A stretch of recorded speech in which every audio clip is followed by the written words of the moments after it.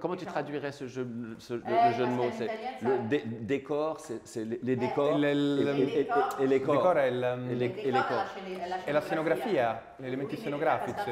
En français, on dit si tu dis décor et décor, c'est la même chose, c'est une homophonie. Bonsoir Zach, ciao. Bonsoir. Benvenuto su Luce, è un piacere averti qui, è un piacere intervistarti. Il tuo ultimo film, Emilia Perez, che uscirà in Italia il 9 gennaio, è un film sicuramente inconsueto, soprattutto per la forma, ma non così inconsueto per chi conosce il tuo cinema, che è un cinema che riesce mirabilmente a mettere assieme generi diversi. È un musical, è un melodramma. So che è un film a cui lavoravi da tanto e ci hai pensato anche prima di realizzare forse il tuo penultimo film. E vorrei sapere in realtà perché hai deciso di affrontare, di confrontarti con un genere, il musical, che è un genere molto americano, è un genere che in Francia hanno frequentato in pochi, penso a Jacques Demy, penso a Christophe Honoré, agli Oscar Axe con Annette, il compositore del film Annette, è lo stesso anche di Emilia Perez. E per quale ragione hai deciso di confrontarti con un genere che io so che non ami così tanto, tra l'altro, non sei un grande appassionato, per le tematiche, per la gioia e la sfida di confrontarti con un genere nuovo, per le tematiche sociali e culturali che sono sottese alla storia che racconti, la storia di una transizione di genere all'interno di un mondo macista che è quello dei narco. Je ne me lève pas le matin en disant quel défi je vais relever, c'est pas vraiment ça. En revanche, si j'y pense, si je retourne un peu en arrière, j'ai l'impression que le drame musical, le film musical allait me tomber dessus d'une certaine façon. Alors tout ça a une histoire, je vais juste en donner deux éléments. Mon deuxième film, Un héros très discret, nous avions pensé avec Alexandre Desplat, donc le musicien, on avait pensé déjà en faire un petit opéra. Un petit opéra à la manière de Brecht, de Brecht-Evel. Et il reste dans le film des intermèdes musicaux qui correspondent au chapitrage du film. Et donc il y a ça déjà, il y avait cette chose-là déjà très lointaine. Après, je suis obligé de m'interroger sur le fait que j'ai fait plusieurs films dans des langues que je ne connais pas, que je ne comprends pas. J'ai fait un film avec des acteurs tamouls, je ne parle pas tamil. J'ai fait un film avec des Américains, je ne parle pas anglais. J'ai fait un film chanté en espagnol, je ne parle pas espagnol. Donc qu'est-ce qui se passe?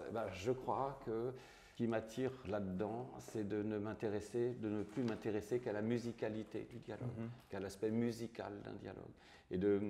Et de trouver finalement là-dedans tous les éléments possibles d'une mise en scène que je peux penser éventuellement plus stimulante pour moi que quand je suis dans ma langue, voilà. Ou en tout cas de manière différente. Donc l'aspect musical est là depuis longtemps pour moi. Questa è una cosa anche interessante perché... Pardon, je fais juste une parenthèse. Moi, je suis un spectateur d'opéra. J'aime beaucoup l'opéra. Je n'ai pas une connaissance érudite de l'opéra, mais j'aime beaucoup l'opéra. Et à l'opéra, je suis obligé de constater que à moins d'avoir le livret, donc ça va me gâcher le spectacle sous les yeux, je ne comprends pas ce qui se dit, sauf que je le ressens. Voilà. Franchement, c'est supérieur même à la compréhension des conneries qu'ils disent, parce que c'est pas... È molto interessante la cosa che dici, perché effettivamente i tuoi film sono film in cui la lingua ha un ruolo importante, sia nella realizzazione, quindi la bellezza della musicalità, sia in realtà per i personaggi nel film un forte elemento di incomunicabilità, di spaesamento. Vale credo per molti tuoi film. In Sulle mie labbra una ragazza sorda riesce a leggere le labbra, in Dipan c'è uno spaesamento, che è uno spaesamento linguistico in un paese di cui il protagonista non parla la lingua e deve impararla piano piano. Anche Malik in Prophet il apprend. Impara il corso e quindi è interessante come questo aspetto musicale che tu cerchi come regista si traduca in comunicabilità per gli attori, per i personaggi, scusami, che però non è un handicap, ma è una risorsa. Cosa che mi sembra ancora più interessante perché tu, non ami particolarmente scrivere i dialoghi, non è la parte principale del tuo cinema, non li riconosci quel ruolo. Eppure tutto passa attraverso le parole e la mancanza di comprensione che le parole portano con sé. Bravo, bravo. Et je suis d'accord. d'autres moyens de communiquer. Oui, tout à fait. C'est d'une manière générale partir d'un handicap. Ne pas savoir une langue est un handicap. Être malentendante est un handicap. Perdre ses jambes est un handicap, je pourrais les aligner comme ça. Et en fait, je crois qu'un héros très discret, il apprend tout par cœur. c'est comment, alors je ne sais pas trop comment. Est-ce qu'on ne pourrait pas réduire tout cet ensemble de films à apprendre une langue? Apprendre une langue, apprendre une langue qui est étrangère à vous. Donc, commencer ce processus d'aller vers quelque chose d'autre. Aller peut-être vers ce qu'on peut appeler une deuxième vie. On a une première vie, on parlait mal. On a une deuxième vie, on va bien parler. Et là, on va rentrer dans des milieux qu'on ne connaissait pas. Et oui, je trouve oui, je suis tout à fait d'accord. Ou même des choses de l'ordre de la libido. Quand je vois un personnage comme Marion dans De rouillé d'os, comment c'est quelqu'un qui ne sait pas ce que c'est que l'amour physique, qui est une position très cynique, et elle va découvrir l'amour physique en ayant perdu ses gens. Alors ça peut paraître un petit peu caricatural, mais c'est ce qui se passe quand même.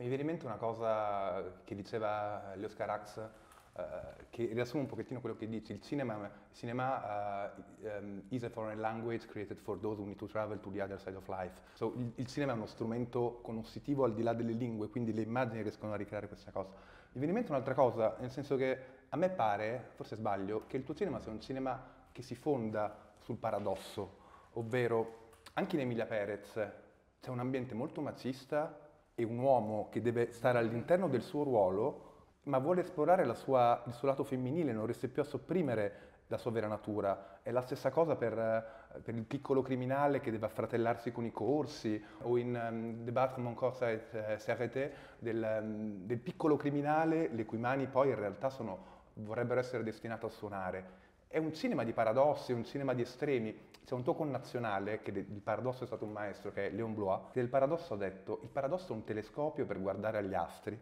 e un microscopio per osservare i piccoli corpi. Quindi mi chiedo se il paradosso nel tuo cinema, gli estremi, non sono uno strumento conoscitivo che aiutano non solo i personaggi a scoprire la loro vera natura, ma te come regista a guardarli da una prospettiva che è una prospettiva particolare, Felice.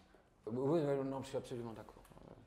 Dans un premier temps, j'aurais tendance à vous répondre que j'utilise le paradoxe en tant que scénariste, tout simplement, parce que vous trouverez plus de matière narrative dans un paradoxe que dans le contraire du paradoxe, c'est-à-dire qu'une idée qu'on va développer vaille que vaille, comme ça, ou dans un portrait, je ne sais pas. Et que moi, bon, tous les paradoxes que vous citez là, ce sont des paradoxes qui, effectivement, moi, m'intéressent, parce que comment ils vont pouvoir traiter d'un parcours social, d'un relèvement social, d'une réussite sociale, alors que ce n'était pas joué du tout, j'étais plutôt du côté des perdants. Et qu'est-ce que je voulais dire? Tiens, oui, je voulais citer puisqu'on est dans les citations, une phrase de Godard, plus une image est belle, plus les éléments qui la constituent sont éloignés. Je pense que lui parle d'une image quasiment photographique, mais je pourrais parler d'une histoire, d'une narration. Et effectivement, mais je transformerai les termes, je dirais une histoire sera d'autant plus intéressante que les éléments qui la composent sont éloignés. Okay. Sì, sono sicuramente molto d'accordo. Ça va? Oui. Zach, tu hai appena citato Godard. C'est bizarre, à chaque fois qu'on parle à chaque fois qu'on parle de cinéma, on va parler de Godard. La prochaine étape, c'est Truffaut. No, sto per dirti, te ne cito no, altri. Smiley. No, perché tu hai ricevuto molti premi in Francia, i César, hai vinto la Palma d'Oro con Di Pana, hai vinto qui il premio della giuria e il premio delle migliori attrici. Però nonostante gli onori e i premi che hai vinto, mi chiedo in realtà quanto il tuo rapporto con il cinema francese, con la critica francese, sia semplice. Perché? Nel 2015 Cahiers du Cinéma attaccarono anche aspramente il tuo cinema. Secondo me perché è un cinema che si distacca in un certo modo dalla politica degli autori di Godard e di Truffaut. Ma je te l'avais dit. Ma io vedo altri grandi registi francesi che tu hai ripreso. Penso a Marcel Carné, penso a Franzou, penso a Jacques Becker. Il buco è un film che mi ha ricordato tantissimo Il Profeta, anche proprio in alcune scelte di regia che sono meravigliose anche in quel film. E quindi mi chiedo qual è il tuo rapporto con il cinema francese, visto che poi ti chiamano lo Scorsese francese in Francia. Le Scorsese français. Qual è tu vois, c'est difficile à dire en italien. Ah oui, c'est difficile. Français. Le Scorsese français. C'est difficile. Le Scorsese français. Scorsese francese. Oui, pardon, excuse-moi. Attends, non, il y a au moins 3 questions dans ta question. Pardonnez-moi. Donc j'essaye de... Pour la critique, moi je viens d'une époque paléolithique du cinéma où mon activité de cinéphile consistait à voir des films et à lire la critique. Il y a des films que j'ai vus, que je suis allé voir parce que j'avais lu, j'en avais lu la critique ou la recension dans Positif ou les cahiers ou le cinéma 78, je sais pas, peu importe.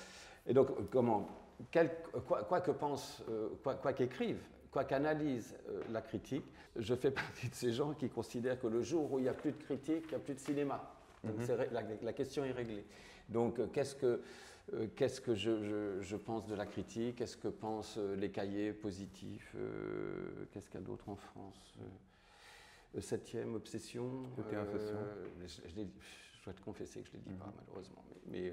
Mais je me dis que voilà, je ne sais pas trop ce qu'ils écrivent sur les films que je fais. Alors parfois j'ai eu je crois des choses bien, je ne sais pas. Mais moi l'important c'est pas ce qu'ils vont dire, ce qu'ils vont écrire sur ce que je fais. L'important c'est qu'ils existent en tant que critique. Donc si tu n'acceptes pas ce jeu-là, il faut changer de métier. Voilà, tu vas faire autre chose, tu vas être marchand, voilà, tu vas faire d'autres trucs. Je pose un petit peu autrement ta question si tu veux bien. Je dirais jusqu'à quel point moi, Jacques, je me considère comme réalisateur français. Oui, je suis absolument un réalisateur français. J'appartiens absolument à cette tradition du cinéma français. Un rapport avec le réalisme et une fonction du cinéma. La fonction du cinéma, fonction qu'a eu vraiment le cinéma français. Le cinéma français d'avant-guerre, de la Troisième République, le cinéma français d'après-guerre, à partir de 1957-56, à partir des cahiers du cinéma, une fonction d'identification. Ce qu'a eu le cinéma italien en 1947. Identification d'un peuple, identification d'une société, une société qui ne se porte pas bien. L'Italie en 1946, c'est pas terrible, quoi. Ils ont du mal. Et bien comment le néo-réalisme, la nouvelle réalité, va donner tout à coup un cadre à cette société. C'est extraordinairement important. Et moi, je pense que le cinéma que je fais aurait, de manière très modeste, hein, vraiment, une fonction d'identification. C'est chiant ce que je dis. Non. Mais je suis et c'est dans ce sens-là que je me sens être un cinéaste français. La chose qu'on peut déplorer aujourd'hui, toi, je pense que tu es critique, tu vois beaucoup de films, tu vois à quoi sert le cinéma chinois, tu vois à quoi sert le cinéma iranien, tu vois à quoi sert le cinéma taïwanais, tu vois à quoi sert le cinéma, j'ai dit, iranien, voilà. Des cinémas où dans cette partie du monde-là, le cinéma va avoir une importance capitale, va nous donner une information capitale sur ce qui se joue dans la société, pas simplement au niveau très large, politique, de répression, trucs comme ça. Non, mais qu'est-ce que c'est que le rapport entre un homme et une femme, entre un père et son fils, entre une mère et son fils, des choses très simples. Et ça va être des informations extraordinaires. Voilà. Et quoi d'autre comme... Le cinéma est beaucoup plus important qu'on le croit. On a tendance à le minimiser aujourd'hui, c'est terrible. Ça n'est pas comment... Ça n'est pas comment... Ça n'est pas... Pardon, excuse-moi. Oui, j'aime ça, moi. E faccio l'ultimissima domanda, allora, è molto breve questa. Un altro grande regista francese, che io non so perché trovo che abbia delle cose in comune con te, forse nel modo di riprendere le mani di Romain Durin, tutti i battiti del mio cuore e tutte le splendide mani che Bresson, il gesto. Tu veux qu'on parle de Bresson et des mains? Oui. Tu veux qu'on parle de Deleuze? Deleuze, oui. Mais j'ai l'impression de te connaître. No. Tu veux qu'on parle des mains dans Pickpocket? No, volevo chiederti un'altra cosa. Il rapporto tra contenuto e forma. J'ai écrit un texte là-dessus. Perché il contenuto per Bresson era un pretesto per la forma. Io mi chiedo invece, guardando i tuoi film, quanto sia vero per te, cioè come riesci a far dialogare due cose che nei tuoi film sono molto connotate, cioè quello che racconti, cose sociali, politiche, personaggi alienati nella società, e la forma che invece è così fantasiosa e originale che gioca con i generi. Non cito Deleuze, no, non mi interessa di parlare di Deleuze. C'est comment c'est une chose, c'est bizarre parce que oh là là, ça me fout un coup de cafard, mais énorme. J'ai retrouvé il y a peu de temps un texte que j'ai écrit sur Bresson, oui. sur Pickpocket, sur Mouchette et sur le curé de campagne. Et qui était, je ne suis pas critique, moi. Moi aussi. Mais c'était sur le regard, les yeux, les yeux dans les films de Bresson, les mains et les yeux. La désynchronie des mains et des yeux. où c'est une chose, c'est une chose extraordinairement intéressante. Bresson était fou, je pense.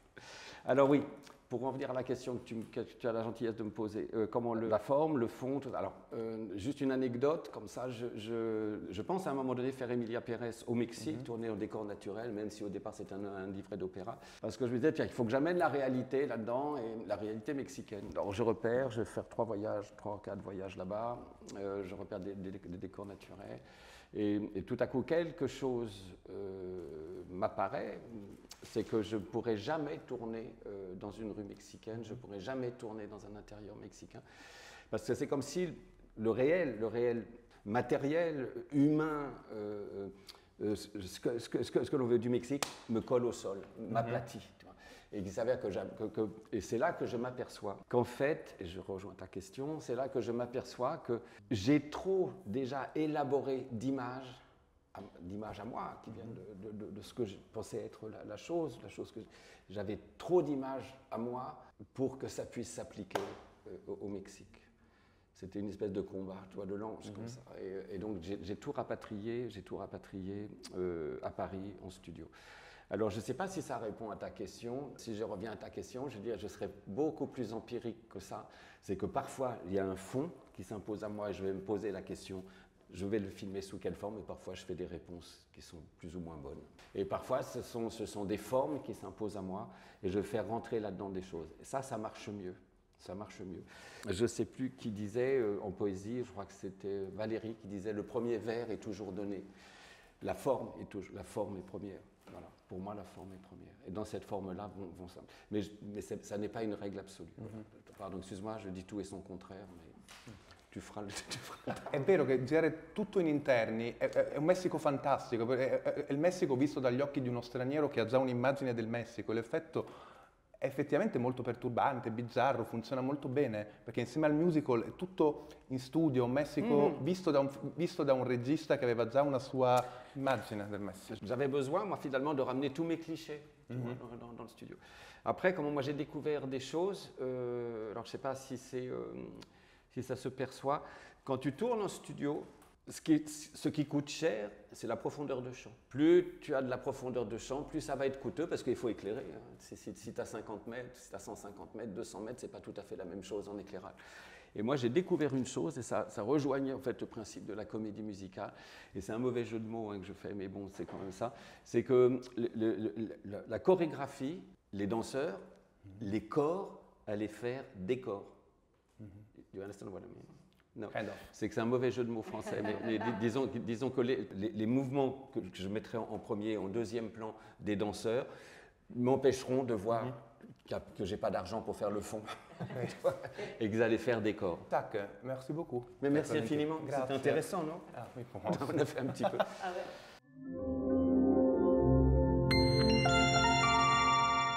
Lucy.